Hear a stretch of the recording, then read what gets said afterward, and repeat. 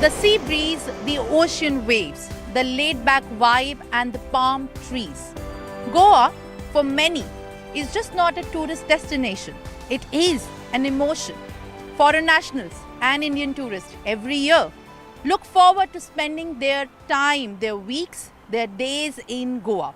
Goa, which started off from a place in the 1960s offering a laid-back vibe with the mix of the culture of Portuguese and Goan with a touch of modernity and a nightlife experience, is now one of the most preferred, most desired vacation places for many travelers and people across the world.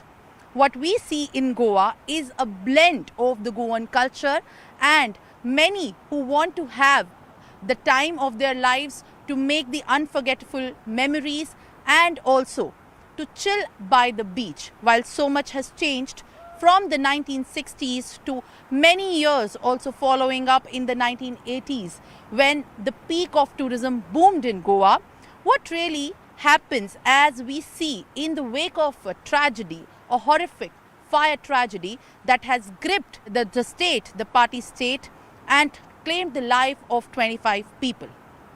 Let's go and speak to many foreign nationals and Indian tourists of how they feel about Goa and if they feel safe in planning to visit to Goa. CNN News 18 found out if Goa is still considered to be safe to party or visit during this tourist season. The Vagator beach that I am at, many foreigners and the foreign nationals have started enjoying the holidays, and joining me in fact are some of the visitors as well. Hi.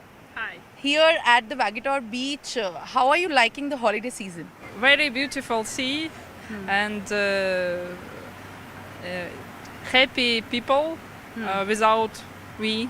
Right, I've visited Goa many years, and I have to say that this year there's a big improvement. The beaches are a lot cleaner, the sea's cleaner, and I'm very impressed with it actually, because in the past it's not been good. But have you heard anything in the recent time in the news about how the fire has happened in Goa? Have you read about it? Oh yes, that was dreadful. Absolutely terrible. Yeah, I was very sad to hear about that. Yeah. These things happen all over the world at all times. Disasters, and you know, you cannot prevent them. Sometimes they happen, and it's a terrible thing. But it's something that you can't live in fear. To live in fear is very negative. You know, we have to live with positivity. How do they feel being here, Lee? You know what? It's really good to be in the sun, beach between my toes, and I'm a sea person, so this is just, I feel quite recharged, feeling good. Do you feel connected? Yes, connected back to a bit of me. You know, I've been traveling in there for 2 months now, and it's been a beautiful experience. But coming back to the ocean is like, oh yeah. Okay, but you told that this is your first time being here? In Goa, or in India, yes, and Goa. We've only been on the beach 10 minutes and ready, feeling good. Feeling Sun good. in my face, yeah. This is indescribable once you feel it directly. It's amazing. It's first time in Goa, first time on the beach. It feels great. It feels great. Yes, Exactly. yes. Peaceful, recharging, repairing. It's just what every human needs. When the soul is ready, will not be affected by this type of information that flows with media or anything else. The soul will just go with its own flow. And my recommendation for everyone is to just transcend the external information and become brave and go whatever they feel like something is pulling them to be there. Be it with Indian hearts. India has so much to offer. It's immeasurable beauty. I think this is the heart of the world. I will actually throw an invitation for the world citizens just to come experience this. This is immeasurable amount of beauty that this place can offer. Thank you so much. Let me also ask you, why do you guys think the nightlife has sort of been reduced? Are you aware of anything? I think the fire happened a couple of weeks ago, which is really sad. What do you know about it? Just bad construction is what I've heard. Yeah. But yeah, but also not just that, but I think just generally there's less people out and about. There's not as much of an atmosphere as there was 2 years ago. Okay. In my opinion, I think. Yeah, no, I completely agree. Like, I got a message from my family because the news reached England as well very quickly, saying, "Are you safe?" It's like we heard everything that happened. If people ask you about, whether they should be visiting Goa, because I'm sure that people who are in France, if they know that you're in Goa, they would have a word with you before coming, at least if they're connected to you. Then what would you answer them? What would you think and what would you say to them about Goa, safety, concerns, fun, nightlife, anything?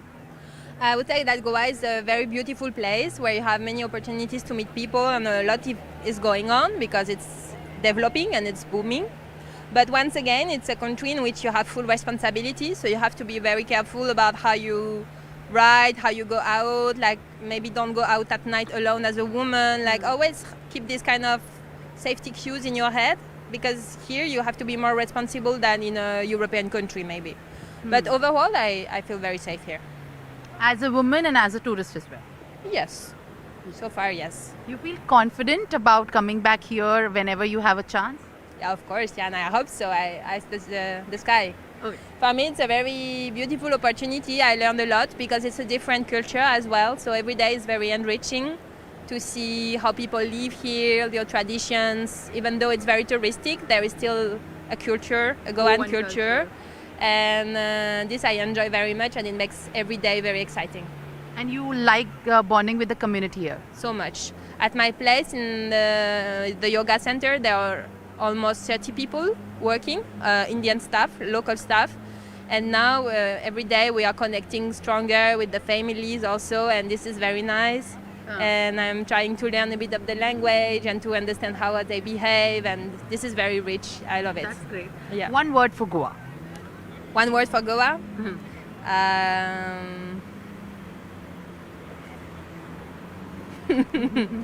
I would say magical.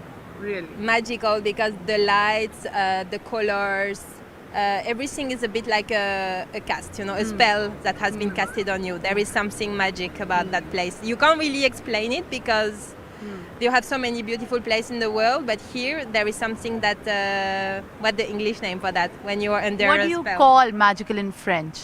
Envoûtant. Negligence at a nightclub at the Birch by Romeo has cast a massive impact on the Goa's growing and also increasing hospitality and tourism sector. With the state now and the political leadership under the immense pressure of taking the accountability of the 25 deaths, which in fact also included 4 tourists as well, is grappling with the stress. Now the foreign nationals in Goa ahead of the tourist season visibly seem excited. But the Indian tourists are in a state of concern. While we speak to them, they have expressed concern and also the concerns rising over safety and many protocols. You guys must have learnt about what has happened in Goa about the fire tragedy. So before coming here, did you do your research as well about if at all now it's safe to go there? Yeah, we did our research about the clubs and all. We heard that the clubs are closing by 10 p.m. So we actually didn't want to go for clubbing and all. We are came here for the beaches. So that's it. Like, we're enjoying our vibes here. But are you afraid, or do you feel afraid about the fact that there could be any one of you over there who have lost their lives? Probably, I didn't imagine myself in that situation, to be honest. We usually don't go clubbing and all. बहुत अच्छा लग रहा है, पर इस साल last year comparison थोड़े tourist कम लग रहे हैं कि क्या रीजन है? No, it's not good. There are huge concerns about the flouting of norms. You being there and you being obviously like a part of this state, what were the thoughts that you had on that incident? See, like my mother said, like anything can happen anywhere. So like we shouldn't live in fear first and foremost, but like we shouldn't also like be ignorant about the fact that this all things happen. So like from my concern, I'm just concerned about my family and stuff. So I would just encourage them to stay safe and all of that, and wouldn't worry too much about what could happen and what. I mean, we'll definitely check like everything is okay, and like people would have gone the day before as well, right? So I mean, you'll have some idea if everything is fine. So I mean, yeah, and at the Goa goal is to enjoy, right? So Okay. माहौल मतलब ऐसा था ना, हमारे family में ऐसा था कि वहाँ पे ऐसा हुआ है, सब बंद हो गए, सब मतलब इतने लोग मरे, तो हम लोगों को बोला था अभी मत जाओ फिलहाल, थोड़े दिन आराम से बाद में जाओ, बट हम लोग बोले नहीं, हम जाएंगे और घूम के आएंगे, और जो सीजन है वो हम लोग करके आएंगे, एक्सप्लोर करके आएंगे हम लोग। तो आप लोगों को ऐसा टेंशन नहीं था कि फैमिली है, बच्चे हैं, सेफ्टी है, फायर, रेस्टोरेंट? वो सब हमने पूरी इंक्वायरी निकाल के सब देख के उसके बाद में हम लोग ऑनलाइन भी निकाली, कुछ दोस्त यहाँ पे हम रहते हैं उनसे इंक्वायरी निकाली, उनसे पूछा, उन्होंने बोला कोई टेंशन नहीं, आप बिंदास आओ, बट तो भी सेफली फैमिली के हिसाब से आप रहो, बाकी तो हमको यहाँ पे अच्छा लगा, कोई अनकंफर्टेबल नहीं लगा। But here is what the data says. The tourism industry in Goa employs more than a third of the state's population and even contributes over 16% to the state's GDP. In the aftermath of one of the worst fire tragedies to have hit the coastal state in a span of over 6 decades since its liberation, there's a visible grief and anger among the tourism industry. TTAG President Jack Sukhija has even called out the entry of private owners from across the country into Goa without complying with regulatory norms, worrying. Joining me for a detailed conversation is the Travel and Tourism Association Goa President, Mr. Jack Sukhija. So thank you very much for speaking to us. As Goa prepares itself for the holiday season, and amid all of this, a very massive shadow has been cast on the hospitality sector at large by this very horrifying incident. How do you think that this impact is going to be largely at the touristy season, where Goa usually is very much crowded during this time by visitors from across the country? First of all, I think what has happened has been an absolute tragedy. It's very, very horrifying that 25 people lost their lives in a fire in Goa. God forbid this should never have happened in Goa, and it's something that we really feel sorry and sad about.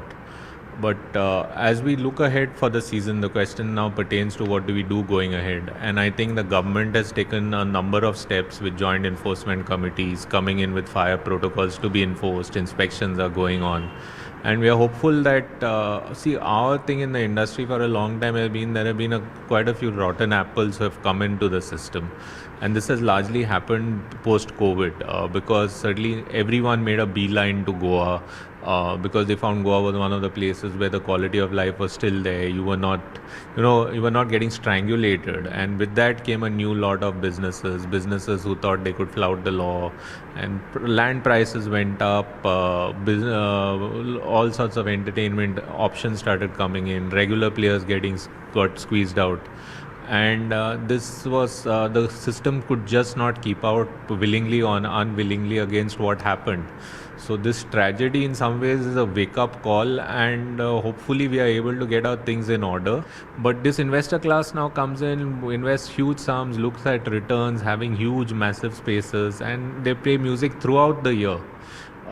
Which again disturbs the entire piece of the locals. Not that it was not being disturbed earlier, but there was some control because you belong from the same community and there was a conversation, which is not happening now. And because a lot of these work in the grey zone, whatever, there has been a lot of that, economy where the regulations are not proper and shortcuts have been taken. Like what happened here, where we saw there were no proper fire exits and fire exits for this establishment.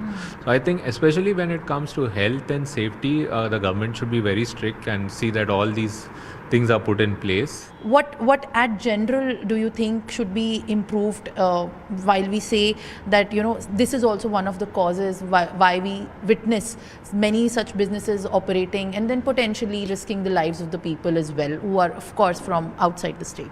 So one of the demands of the association for a long time has been is to have proper for nightlife, to have beyond a certain point of time because of the sound laws that nightlife be allowed inside. Indoors and so on, but they should at the same time be with proper fire protocols and things like that. Like I think this incident largely took place because the flare went out of control on material which was not fire resistant and there were no proper exits.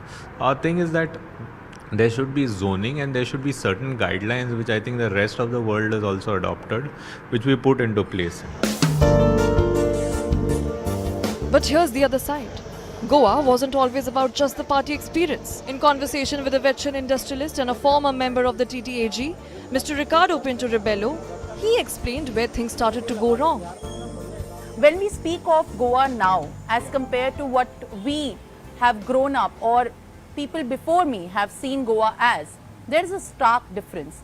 It's in the nature of how it has somehow fallen in the category of a destroyed beauty, a place which has now been too much into the hands of the private investors. And specifically when we talk about this in the time of a tragedy that had put a huge dent on the tourism sector in Goa, how do you look at, the present state which is preparing for the tourist season? See, tourism in Goa started in the 60s, mid-60s, with the hippies coming here. Why do they choose Goa? There are beautiful beaches all along the west coast, in Maharashtra, in Karnataka. You don't need to go far, there are beautiful beaches. But what made Goa special? It was basically the people. The people spoke with their heart.